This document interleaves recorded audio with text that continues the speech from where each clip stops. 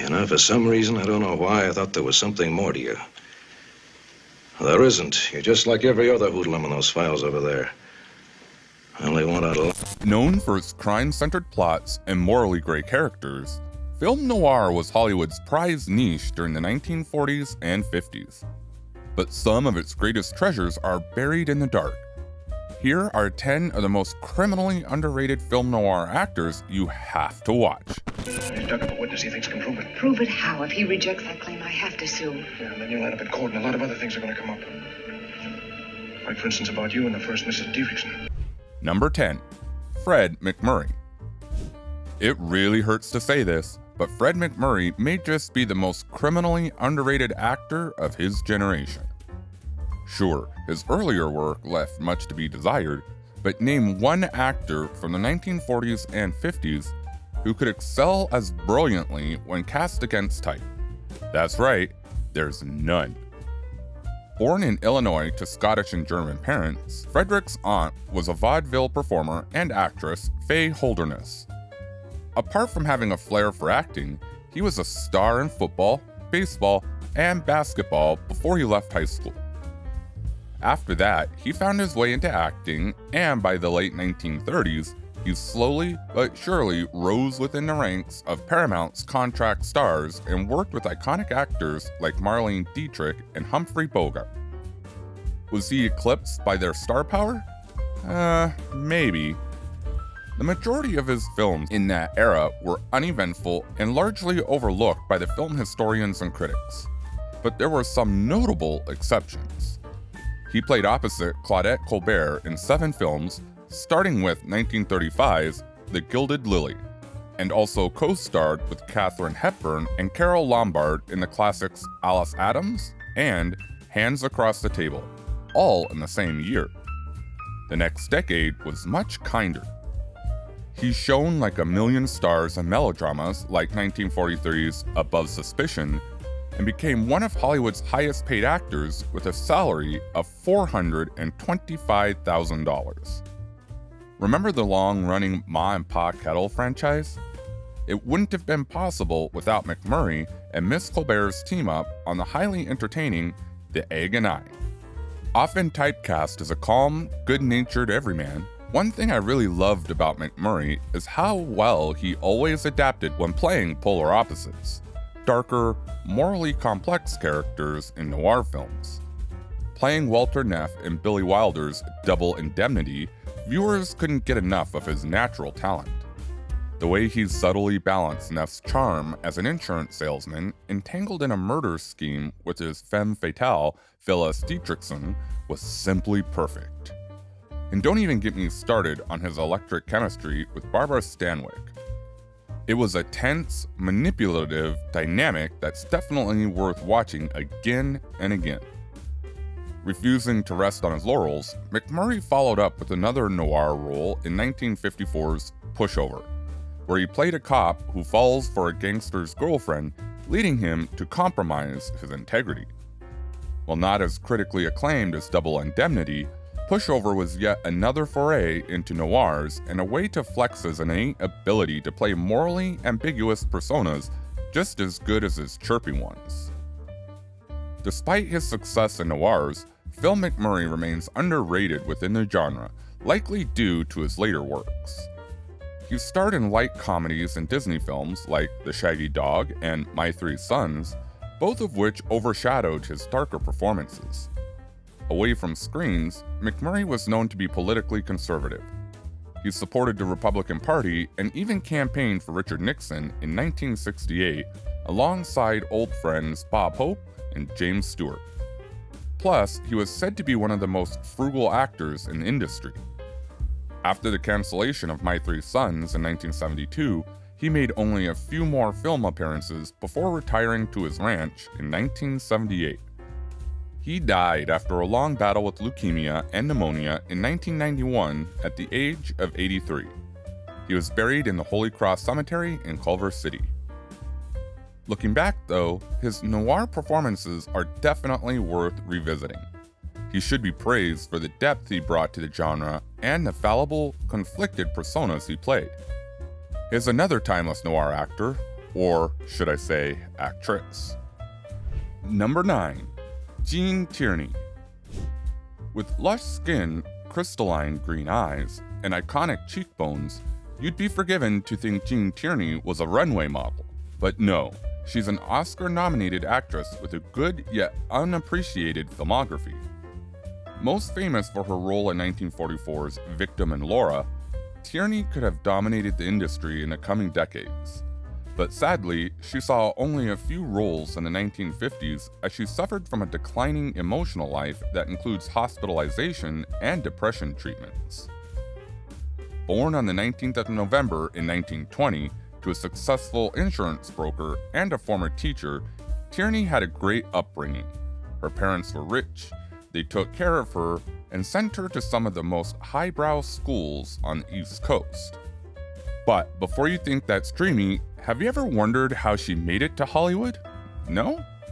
Well, during a family trip to the West Coast, she toured Warner Brothers Studios, where her mother's cousin, Gordon Hollingshed, worked as a producer of historical short films.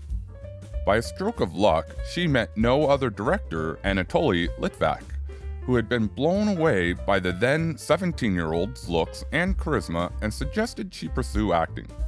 But guess what? Although Warner Brothers was willing to offer her a contract, Tierney's parents turned down the proposal. They were disenchanted by the low salary offer and wanted Tierney to make her position in society. However, soon after making her debut that year, she became disillusioned with society and decided to become an actress.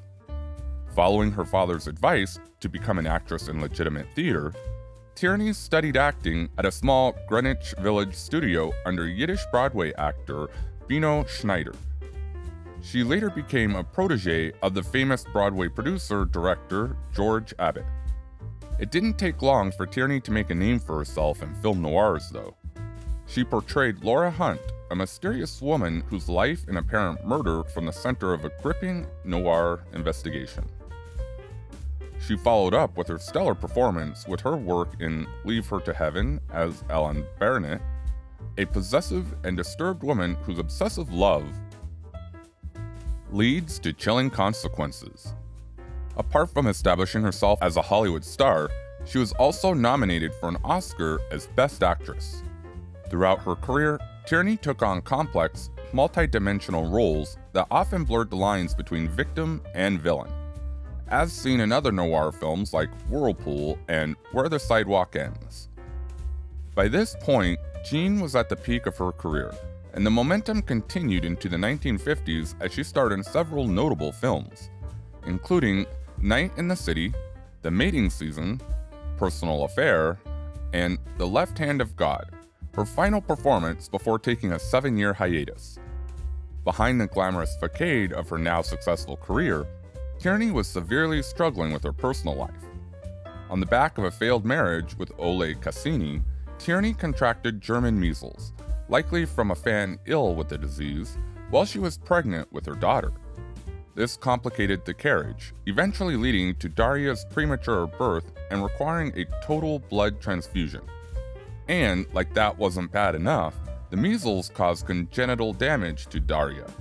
She was deaf, partially blind with cataracts, and severely mentally disabled. She was institutionalized for much of her life, and a heartbroken Jean fell into depression. Despite her self-imposed exile to Texas, Hollywood continued to offer Tierney roles, which led to her eventual return to acting. In November 1960, she appeared at the General Electric Theater, and during this time, she found out she was pregnant. However, after suffering a miscarriage, Tierney withdrew from her planned lead role and returned to Peyton Place, which had been announced by 20th Century Fox. Before her death at the age of 70 from emphysema in 1991, Tierney made her final appearance in the film industry, a TV miniseries called Scruples in 1980. In 1986, Gene Tierney was recognized with the inaugural Dynastia Lifetime Achievement Award at the San Sebastian Film Festival alongside actor Gregory Peck. She also has a star on the Hollywood Walk of Fame located at 6125 Hollywood Boulevard. I don't know about you, but I'm starting to see why Martin Scorsese declared Tierney was one of the most underrated actresses of the golden era at the 45th New York Festival. Speaking of underrated actresses, here's another name whose noir credentials aren't spoken of enough. I hate you too, Johnny. I hate you so much that I think I'm going to die from it. Number 8. Rita Hayworth. Now, I know you're thinking the words underrated and Rita Hayworth should never be in the same sentence. She was termed the love goddess, was a top pinup girl for GIs during World War II, and was even listed as one of the top 25 female motion picture stars of all time in the American Film Institute survey. So saying she was underappreciated or underrated would be a reach. Alas, given the theme of today's video, you'd be hard-pressed to say she's not a deserved pick. Many don't even recognize some of her iconic roles as noirs. Guys, film noirs are more than just crime or moody atmospheres. It's also defined by the actors who brought it to life, many of whom were key figures in the genre during the 1940s and 50s, like Rita Hayworth. Her roles in Gilda and The Lady from Shanghai are quintessential examples of classic film noirs. In the former, she portrayed a mysterious and seductive woman who knew how to manipulate the men around her. The femme fatale vibe was also evident in The Lady from Shanghai, where she led men into precarious situations.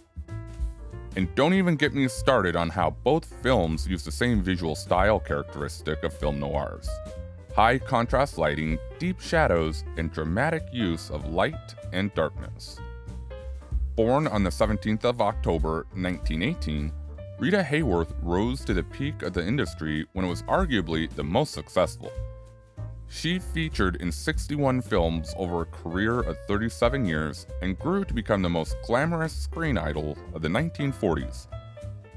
Yet, what if I told you her rise was as unconventional as they come? Her father wanted her to become a professional dancer, while her mother hoped that she would become an actress.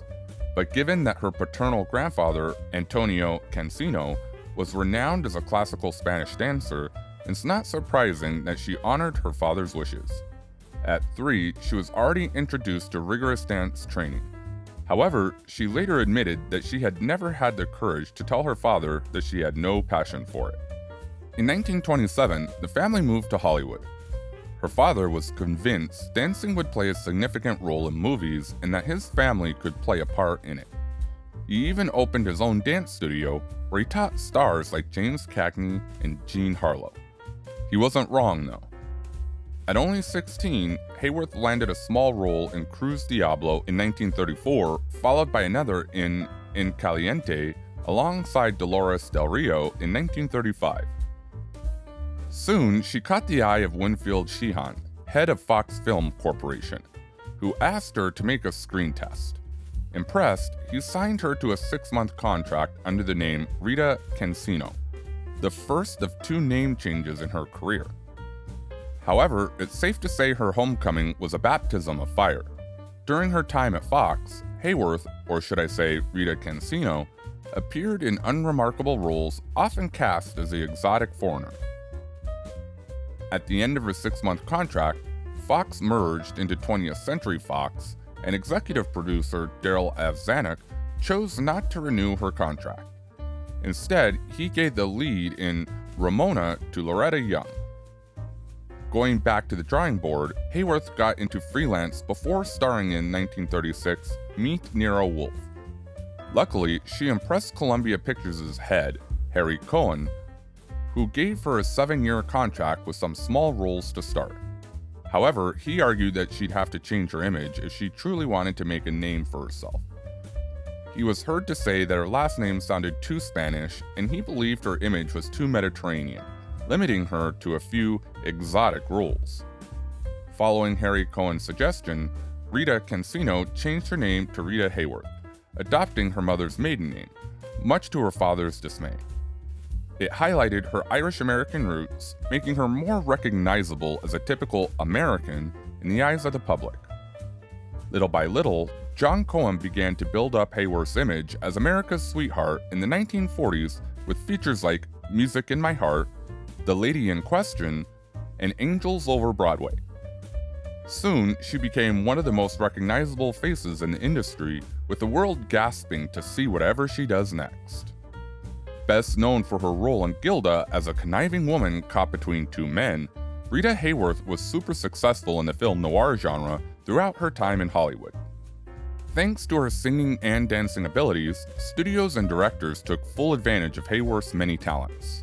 Most, if not all, of the women she portrayed were audacious and unafraid to use their gifts to take advantage of the men around them. Remember The Lady from Shanghai and Affair in Trinidad?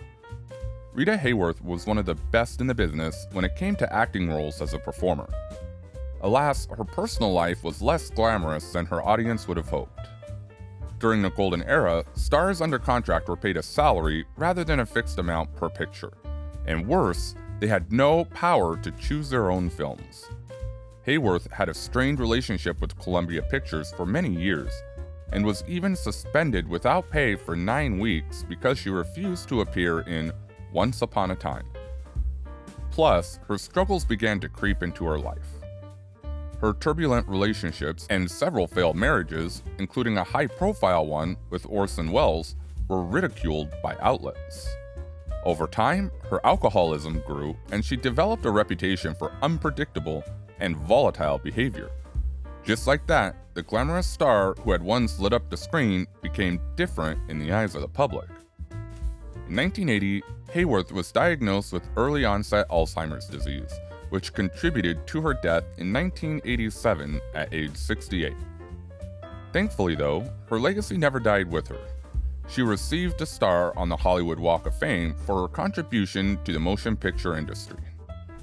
Number 7. Dana Andrews. Born on a farmstead to a family of 13 children, including fellow actor Steve Forrest, Dana Andrews may have one of the most interesting Hollywood origin stories of all time.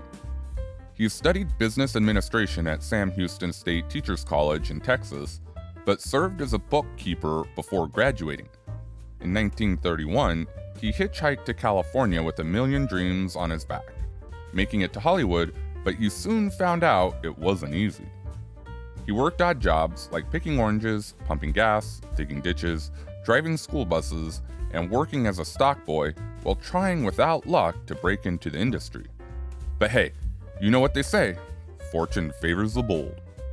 His employer at Van Nuys gas station saw potential in him and decided to invest, with the agreement that Andrews would repay him if he succeeded as an actor. Moving forward, Andrews pursued opera studies and enrolled in the renowned Pasadena Community Playhouse, a well-known theater company and drama school. There, he performed in numerous plays at the Pasadena Community Playhouse and quickly became one of the company's favorites. He even shared the stage with future star Robert Preston in a play about composers Gilbert and Sullivan. Not long after, Samuel Goldwyn offered him a contract. Although most of his roles in the 1940s were secondary, he featured in top-drawer pictures like 1940's The Westerner and The Oxbow Incident in 1942. One of Andrews' notable roles was as a detective captivated by Gene Tierney's character in Otto Preminger's Laura. He starred alongside Gene Crane in the hit musical State Fair and reunited with Preminger for the noir film Fallen Angel. Andrews also appeared in A Walk in the Sun, another war film directed by Louis Milestone, and was loaned to Walter Wagner for the Western Canyon Passage, co-starring Susan Hayward. However, it was Andrews' second collaboration with director William Wyler on the 1946 film The Best Years of Our Lives that gained the most appraisal. Dealing with the challenges of reintegrating veterans into society after World War II, the film was both a commercial and critical triumph. It even surpassed Gone with the Wind in the box office success in both the US and Britain. In 2007, the American Film Institute ranked it 37th on its list of top 100 movies. In all, his starring roles in Laura and, ironically, The Best Years of Our Lives made him stand out and fulfilled his childhood dream of being a Hollywood star. Over his career, he worked with famous directors like Otto Preminger, Fritz Lang, Jean Renoir, and more, but alas, his peak didn't last. After his purple patch in the early to mid-40s, Andrews sadly slipped into a streak of unremarkable films where he delivered good performances but without critical acclaim. By the mid-1950s, Andrews was largely confined to B-movies and his highbrow roles were underwhelming. The film noir Edge of Doom flopped at the box office, and worse, his struggle with alcoholism led to a loss of confidence from producers. He had 2 near-fatal incidents behind the wheel. Andrews would later overcome his addiction and become a vocal advocate with the National Council on Alcoholism, condemning society's reluctance to address the issue. Additionally, he was among the first actors to publicly criticize the decline of the profession, particularly actresses doing explicit scenes just to get a role. For his heroic efforts in the industry, he was elected president of the Screen Actors Guild in 1963, serving for 2 years. He retired from films in the 1960s, claiming he earned more from real estate than from his movie career. Yet he and his second wife and actress, Mary Todd, lived modestly in Studio City, California. In his later years, he battled Alzheimer's and spent his final days in a nursing home. He died of congestive heart failure and pneumonia in 1992, aged 83. Busy. And Gordy Miller. I wish I knew. I'd be glad to tell you. Maybe this time they could get... Number 6. Robert Ryan. Born to a wealthy family who owned a real estate firm, it's safe to say Robert Ryan didn't experience a harsh upbringing, at least compared to Dana Andrews. But his coming-of-age story is just as epic. He was born in Chicago and graduated from Dartmouth College in 1932, where he excelled in sports. In all 4 years of his attendance, he held the school's heavyweight boxing title and was part of the football and track team. After graduation, he worked odd jobs, including as a stoker on a ship that traveled to Africa, a WPA worker, and a ranch hand in Montana. After his father's death in 1936, Ryan briefly modeled for a department store before deciding to pursue acting. In 1937, he joined a small theater group in Chicago before enrolling in the Max Reinhardt Workshop in Hollywood the following year. Despite being initially rejected after a 1938 screen test for not being the right type, Paramount Studios eventually signed him to a contract for $75 a week. His performance in the 1939 play Too Many Husbands was too good for the studio to dismiss. Taking advantage of his boxing experience at Dartmouth, Paramount announced he would play the lead in 1940's Golden Glove. But after a screen test with gloves, director Edward Dmytryk, the lead went to Richard Denning instead. Ryan had to settle for a minor but still important role as a boxing ringer. This marked the beginning of a lasting collaboration with the director, leading to several future projects together. In the same year, he appeared in small roles in The Ghost Breakers and Queen of the Mob, followed by minor parts in 1941's Northwest Mounted Police and Texas Rangers Ride Again. However, despite these efforts, Paramount eventually dropped him. With no better options, Ryan transitioned to Broadway and landed a role in Clifford Odets' Clash by Night, starring Tallulah Bankhead and Lee J. Cobb. The show had a run of 49 performances.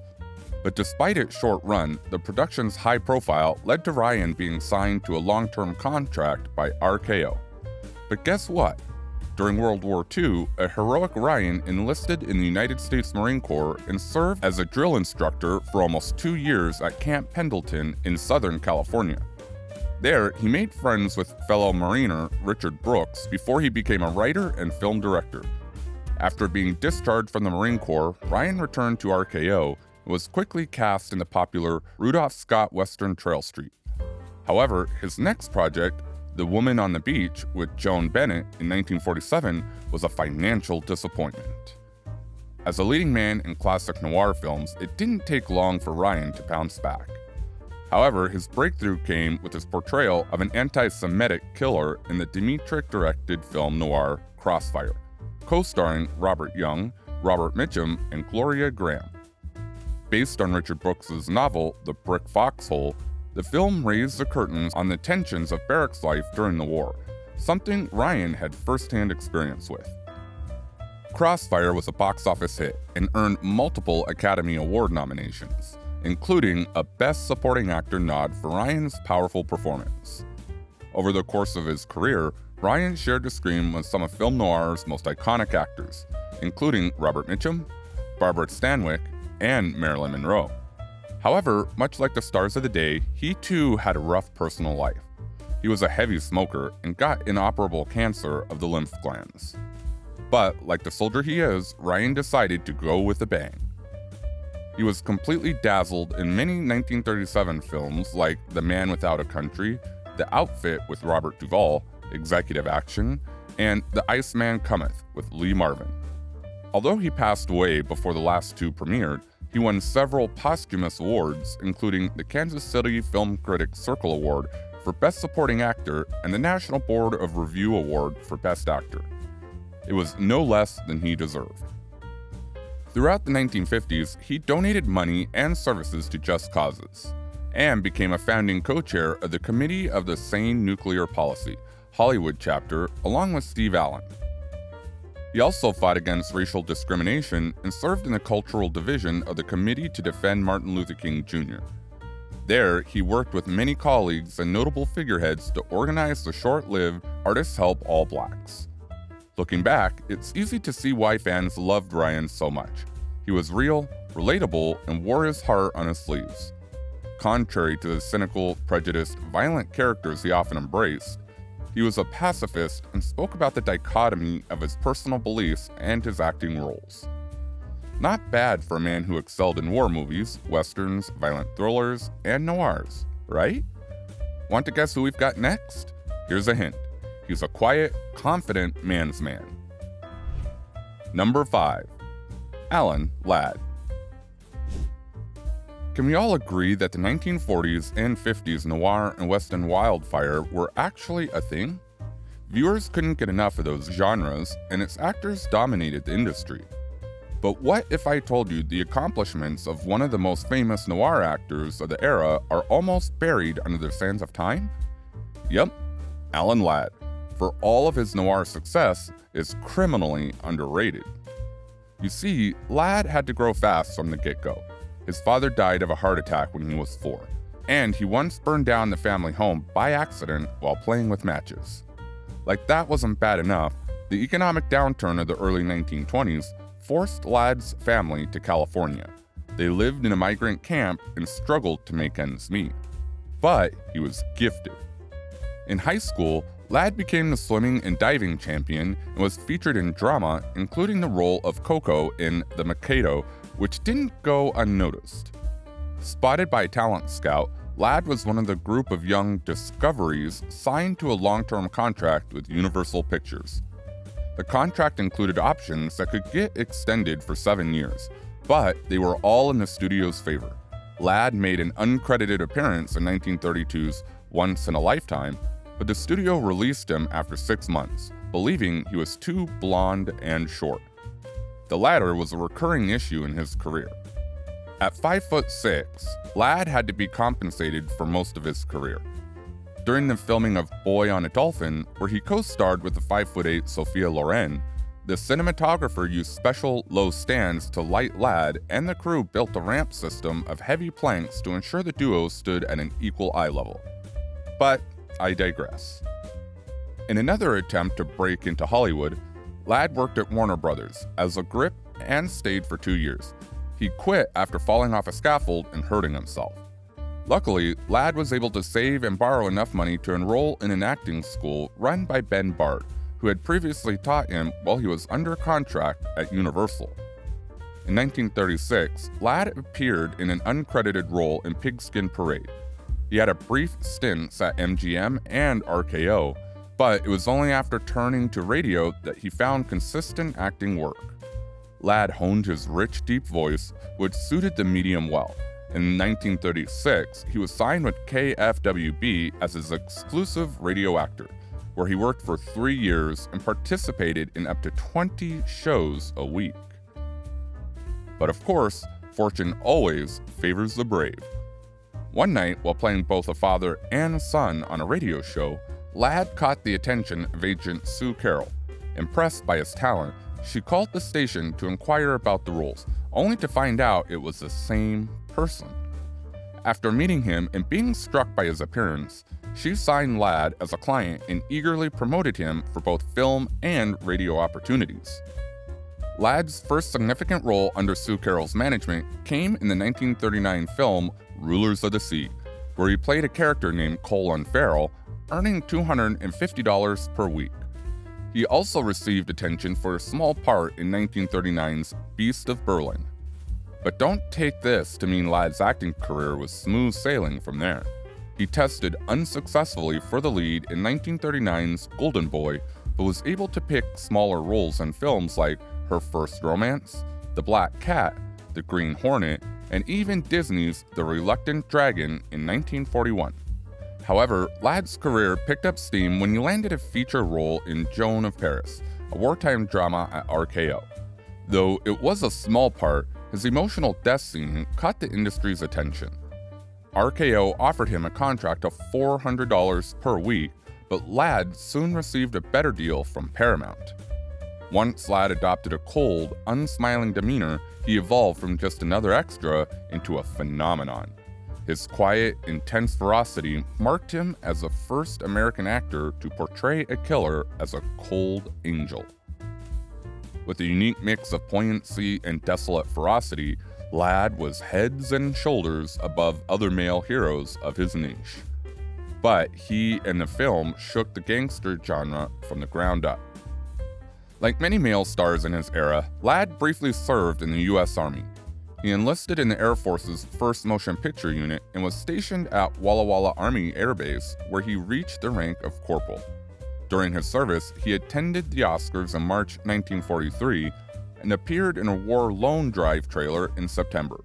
After returning, Paramount lined up new projects, including And Now Tomorrow and 2 Years Before the Mast.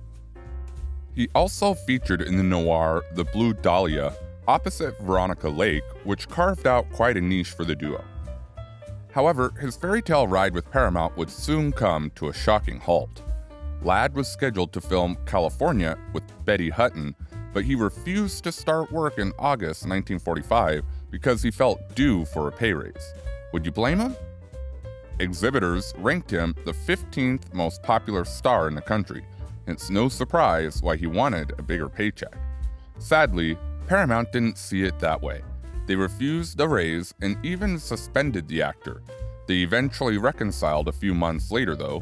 He was granted a salary increase of $75,000 per film, though he didn't get the story approval or the right to work outside the studio as he had hoped. After injuring his knees in January 1946, Lad went back to his Palm Springs home to recuperate.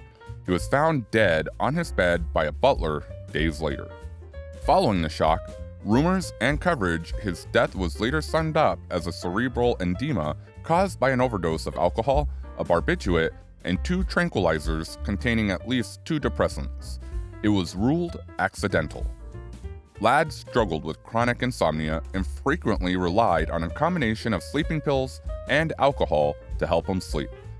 Although none of the substances he took were in lethal doses individually, the mix likely resulted in a fatal interaction. Up next is a tragic, ice-cold beauty. What are you looking at me that way for? Hey, you big fathead. What's the big idea? That's for your swimming pools and your tennis courts and your limousines and your barbecues. That's for making fun of a... Number 4. Veronica Lake. Stage, film, and television, Veronica Lake had the industry at the palm of her hands during her heyday. Her peekaboo hairstyle, femme fatale roles, and surreal acting in films like Sullivan's Travels and I Married a Witch made her a household name in America. But life, as they say, is often fickle. And her tragic story began from the start. Her father died in an oil tanker explosion at work. She was expelled from her boarding school and was also diagnosed with schizophrenia. In 1938, her family relocated to Beverly Hills, where she briefly had a contract with MGM and attended the Bliss Hayden School of Acting. Down the line, she auditioned at RKO and did well enough to appear in plays. Though her path was cut out, Lake's first screen appearance was as an extra for RKO in 1939's Sorority House. She was encouraged by all the heads to keep up the good work and was given small roles in films like All Women Have Secrets and 40 Little Mothers. With Lake's resume growing nicely, the only thing left for her was a big break, and it finally came when she piqued the interest of Fred Wilcox, an assistant director who shot a test scene of her performing from a play and showed it to an agent. Clearly impressed, the agent then presented it to producer Arthur Hornblow Jr., who was seeking a new actress to portray a nightclub singer in the military drama I Wanted Wings. Inspired by her calm and clear blue eyes, Hornblow renamed the actress Veronica Lake. The film became a big hit and made the teenage Lake a star overnight. She was even labeled the Find of 1941 prior to its release. It wasn't the only twist, though. While filming, Lake's long blonde hair unintentionally fell over her right eye, creating a peekaboo effect that became her signature look. This hairstyle gained immense popularity, leading to millions of women worldwide replicating it. However, the trend resulted in accidents as women's hair got caught in machinery. To promote safety among women working in war industry factories, Lake eventually tweaked her hairstyle to encourage more practical and safer options. At the peak of her career, Lake was earning $4,500 a week, but she was never one to rest on her laurels. While her male counterparts fought in World War II, Lake traveled throughout the U.S. to raise money for war bonds. She also took part in awareness campaigns to once again reduce the amount of accidents involving women at work. Despite her early success, Lake's career was derailed by a series of setbacks. Her difficult personality earned her a reputation for being hard to work with. During the filming of Sullivan's Travels, she concealed the fact that she was 6 months pregnant, which infuriated director Preston Sturges so much that he had to be physically restrained. Lake also had tensions with co-star Joel McMurray, who withdrew from I Married a Witch and criticized the actress by saying, "Life's too short for 2 films with Veronica Lake." However, if you think the toxicity surrounding the actress was the worst of it, then you've seen nothing yet. While filming The Hour Before Dawn, Lake tripped over a lighting cable. This forced her into premature labor, and she gave birth to a son who died shortly after. Just weeks later, Lake filed for divorce from her husband and fell into heavy alcoholism. Fast forward to 1973, and Lake returned to the US after promoting her autobiography and touring summer stock in England. Suffering from stomach pains, she visited a doctor who had diagnosed her with cirrhosis of the liver from years of drinking. She died a few days after checking into the medical center from acute hepatitis and kidney injury. Following her wishes, Lake's body was cremated and her ashes were scattered off the coast of the Virgin Islands, although some of it was said to be stored in a New York antique store. For her contribution to the motion picture industry, Lake has a star on the Hollywood Walk of Fame at 6918 Hollywood Boulevard. But before we go into Hollywood's next underrated noir actor, don't forget to subscribe to the channel and turn on post notifications. This way, you won't miss any of our upcoming videos. It only takes a second, and you'll be in the loop when next we drop a great rundown through Hollywood history. Done that already? Alright then, can you guess who's next? Here's a hint. He played dangerous men in both westerns and noirs. Number 3. Robert Mitchum. From his mild-mannered roles to dangerous personas, Robert Mitchum earned his place in cinema history as one of the finest actors in westerns, boxing films, and more. He received nominations for both an Academy Award and a BAFTA Award, earned a star on the Hollywood Walk of Fame in 1984, and won the Golden Globe Cecil B. DeMille Award in 1992. It's no wonder he's ranked number 23 on the American Film Institute's list of the greatest male stars of classic American cinema.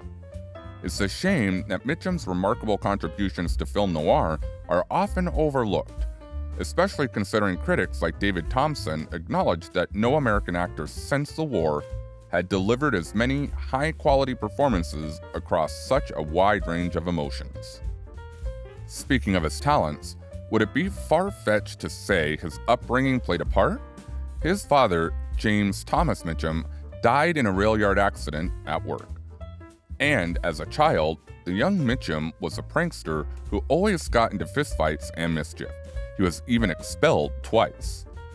At 14, he left home and sort of toured the country, working odd jobs like dishwashing, fruit picking, and ditch digging. It didn't take long for his mischievous ways to get back, though. In the summer of 1933, he was arrested for vagrancy in Savannah, Georgia, and put in a local chain gang.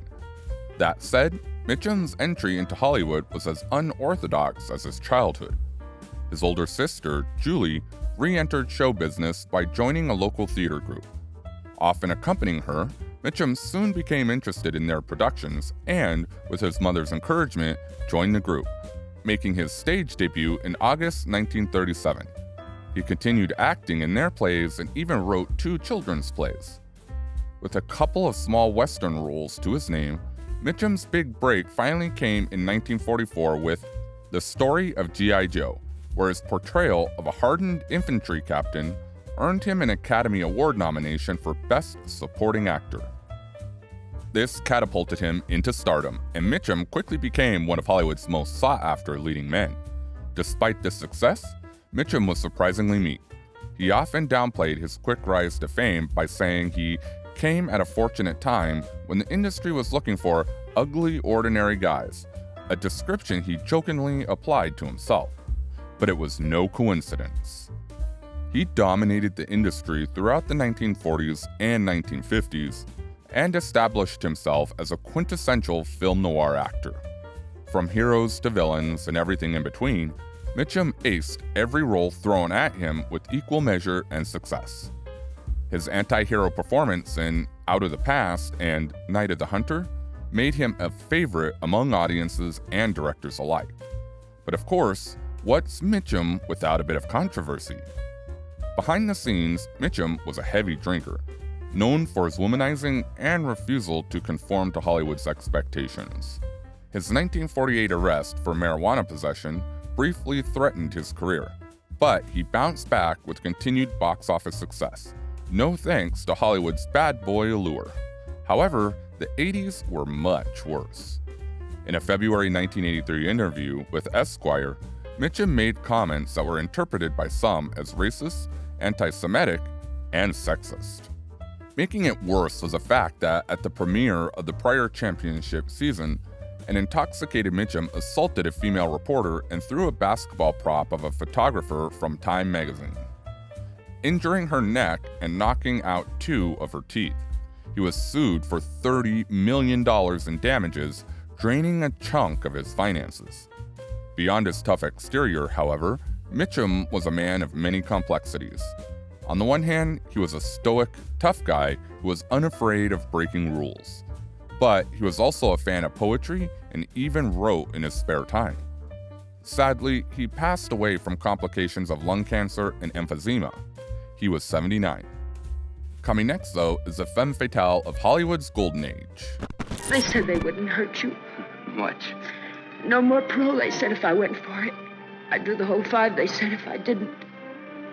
I went for it. Number 2. Elizabeth Scott. Known for having a smoky voice and being the most beautiful face of noirs, Elizabeth Scott carved her niche in the film noir genre during the 1940s and 1950s.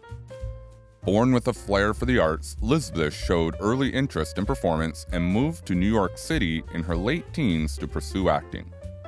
She auditioned for the national tour of Hell's a Poppin' at 18, and out of hundreds of women, she was picked and selected by John Olson and Harold Chick Johnson, both stars of the original Broadway show. During the 18-month tour, Scott traveled across 63 cities performing blackouts and other types of sketch comedy. After returning to New York, Scott landed her first starring role as Sadie Thompson in John Colton's Rain. Given its caliber as an off-Broadway production, no critic reviewed the play. However, a certain Broadway producer, Michael Meyerberg, attended a performance. Impressed by Scott's performance, Meyerberg hired her as an understudy for Tallulah Bankhead in The Skin of Our Teeth, much to the chagrin of Bankhead. You see, it was all tussle for power. Bankhead controlled production by skipping rehearsals in the past, and Meyerberg was eager to cut off her wings. Extremely furious at the situation, Bankhead was rude to Scott and never even spoke to her except to issue commands. It wouldn't take long for Scott to leave her shadow, though. She got her big screen debut in 1945 when legendary producer Hal B. Wallis recruited her in You Came Along. Wallis saw Scott's talent and took her under his wing, giving her her first significant part in The Strange Love of Martha Ivers in 1946, opposite Barbara Stanwyck and Kirk Douglas. The success of this film solidified her image as a noir icon, and audiences adored her portrayal of powerful, beautiful, and morally sophisticated women. She was frequently cast in characters that demanded a toughened vulnerability, giving her the nickname Tough Dame in films such as 1947's Dead Reckoning with Humphrey Bogart and Pitfall the following year.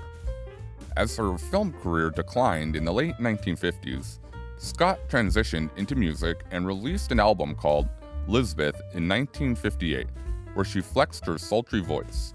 She appeared in Elvis Presley's film Loving You the previous year. When the fire in her Hollywood career finally extinguished, Scott retreated from the spotlight and focused on real estate development.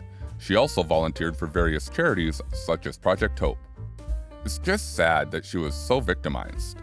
Scott's cool, naturalistic acting style in the 1940s was heavily criticized by those who preferred the more dramatic stage styles of earlier eras or the method of acting that followed. Critics like Dick McCrone harshly described her as a frozen-face actress and suggested she was merely a glamorous presence rather than a compelling performer. Shocked? It actually gets worse. Many contemporary film historians echo McCrone's sentiment and attribute Scott to a lesser version of Laura Bacall and Tallulah Bankhead. Not even her voice escaped the fiery attacks. Bob Thomas remarked in 1945 that Scott's throaty voice could make Lauren Bacall sound like a mezzo-soprano. Bosley Crowther of the New York Times also criticized Scott for having no more personality than a department store mannequin, and referred to her depiction in Dark City as a frighteningly grotesque portrayal of a cabaret singer. Scott's final film was 1972's Pulp, where she appeared with Michael Caine and Mickey Rooney in a nostalgic take on noir cliches. Director Mike Hodges had to persuade her to come out of retirement for the shoot in Malta, but she was disappointed that 8 of her scenes were cut. After that, Scott stayed away from the public view and declined most interview requests. Unlike her favorite colleague Greta Garbo, who became a complete recluse, Scott remained socially active and even dated within a close circle of Hollywood insiders. Sadly, no one lives forever. She passed away from congestive heart failure in 2015, aged 93, with a star on the Hollywood Walk of Fame to her name. Our final pick, however, is not just a handsome face, but a dangerous one. Number 1. John Garfield. You didn't think we were going to finish this list without talking about Mr. Bad Boy himself, did you? The theater actor scooped up by Hollywood, John Garfield was known for his moody and brooding roles, both of which made him an ideal fit for the anti-hero leading man in film noir. Born in a small apartment to Russian Jewish immigrants, Garfield had a troubled upbringing. His father struggled to make ends meet, and his mother died when he was just 17. Worse, he wasn't exactly the brightest. In school, he was seen as a poor reader and speller, and his irregular attendance made these issues worse. He also contracted scarlet fever that caused permanent damage to his heart. After his father remarried and relocated to the West Bronx, Garfield became involved with various gangs. Joining them was the only way to protect himself on the streets. After being expelled 3 times and contemplating dropping out of school entirely, Garfield's father and stepmother enrolled him in a school for troubled children, and it was there he got introduced to acting. Encouraged by his father and principal, Garfield started taking acting lessons at a drama school associated with the Heckscher Foundation and participated in their productions.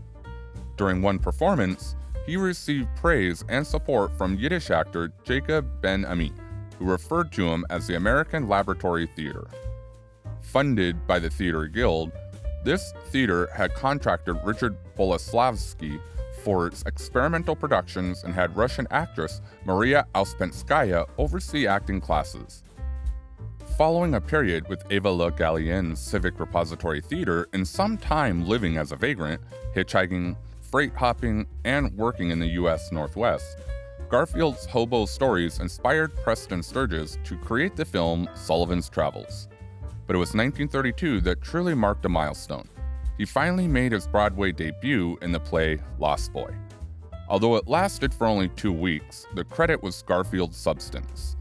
It was the water at his oasis, the most important thing for an actor struggling to break into theater. The next milestone, however, was much harder to get. Garfield had received offers for screen tests from Hollywood studios, including Paramount and Warner Brothers, but negotiations always broke down. He wanted a contract clause that would grant him time off for theater performances, but no one was willing to bend over, until Warner Brothers finally came through, offering him a 7-year feature player contract. Garfield's potential success was too good to slip by. After several setbacks, Garfield finally bagged a key supporting role as a tragic young composer in Michael Kurtz's 4 Daughters. The 1938 film's success earned him critical acclaim and an Academy Award nomination for Best Supporting Actor. Clearly impressed, the studio upgraded his contract to designate him as a star player and positioned him to star in They Made Me a Criminal a year later. Get this, before 4 Daughters, Garfield was supposed to appear in Blackwell's Island, a low-budget film. However, Warner Brothers enhanced his production value by adding $100,000 and brought Kurtz back to film new scenes. There was no way their new star would appear in a B-film. Things were going great. His performances were endeared by audiences who found him very relatable. He didn't have the baggage of other leading men who tried too hard to be cool and suave. But alas, his honeymoon with Warner Brothers was short-lived. Taking advantage of an era where studios had the contractual authority to assign roles at will, Warner Brothers wanted to cast Garfield in crowd-pleasing melodramas like 1939's Dust Be My Destiny. However, Garfield rejected the role because he wanted quality scripts that would showcase his versatility. This angered studio heads, who then suspended him and withdrew his pay. Then came World War II. Eager to serve his country, Garfield tried enlisting in the armed forces but was rejected because of his heart condition. Frustrated but unrelenting, he shifted his focus to supporting the war effort. He teamed up with Bette Davis to establish the Hollywood Canteen, a club providing food and entertainment for American servicemen.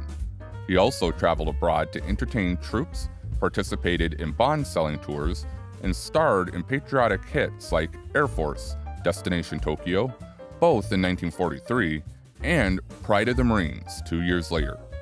Unlike many leading men of his era, Garfield didn't struggle after the war. He appeared in several hit films, including The Postman Always Rings Twice with Lana Turner, humoresque alongside Joan Crawford, and Gentleman's Agreement, which even won Best Picture at the Oscars. In 1947, he got The Grail, a Best Actor Oscar nomination for his performance in Body and Soul, before returning to Broadway. He chose not to renew his Warner Brothers contract and launched his own independent production company. He puts the A in audacity. Looking back, Garfield's death was so heartbreaking. Despite his doctor's warnings, Garfield played several intense tennis matches after a sleepless night in May 1952. He got ill after dinner and went to bed, refusing medical help. He was found dead the next morning, aged 39. Thousands of mourners trooped to his funeral to pay their final respects, the largest in New York since Rudolph Valentino's. And there you have it, 10 of the most underrated film noir actors of all time. Did we miss out on one or two of your picks? Tell us in the comments below. If you enjoyed the video as much as we did, hit that like, subscribe, and don't forget to tell us in the comments if there's anyone else you think that should have been covered. Finally, make sure to check out the video currently on your screen for an even greater ride through Hollywood history.